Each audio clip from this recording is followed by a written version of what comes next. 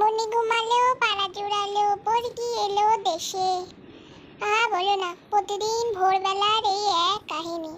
কি আর করবো, মা উঠে চলে যায় রান্না করতে, আর মায়ের যে জায়গাটা আমাকে নিতে হয় আর কি।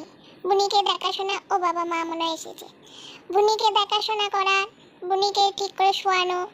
দেখো বুনি কিরকম শুয়েছে, দেখো পুরো আমার মতো।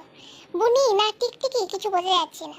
টিকটিকির মতো চারিদিকে হাত পা ছড়িয়ে শুয়েছি, আমি যেরকম শুই আর কি। আর কত কি শেখাবো, উনিটা ঘুমোচ্ছে দেখে নিলাম, ঠিক আছে। বাবা রে, কাজের ঠেলায় অস্থির বুঝলে।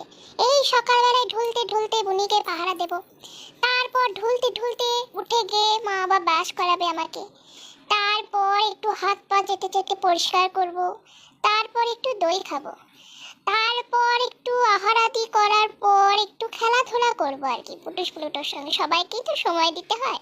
তারপর মায়ের কাছে একটু আহ্লাদি করবো, আবার আসবো, আবার দুপুরে খাবো, আবার উড়ে বাবা রে, গেল গেল গেল আমার পিঠটা গেল তোমাদের সঙ্গে গল্প করতে। ওটা বাবা রে, না না না না না, সেফ জায়গায় সরে যেতে হবে। না না না, বুড়ি যা লাথি চাটা মাছ, উড়ে বাবা রে, না কোথায় যাবো কোথায় যাবো, আমি এখন কোথায় বসবো? ওরে বাবা, আমার মাথাটা পাগল পাগল লাগছে, আজকে একটু বেশি ডিস্টার্ব করছে বুড়ি। বুড়ি সোজা এসো। না না না, আমি বাবার কাছে বসে বসে বুড়িটা ভাড়া দিই, না কাছে যাওয়ার দরকার নেই। উফ বাবা, খুব ব্যথা বেঁচে গেছে, কোমরটা আমার বেঁচে গেছে বাবা, এই মাত্র পড়ছিল আমার গায়ে। ঘুম চলে এলো বাবা, আর পারি না। মা, ও মা, মা গো, বলছি বুনিকে এবার তুমি দেখো না মা। ও মা, কই গো, আমি আর পারছি না।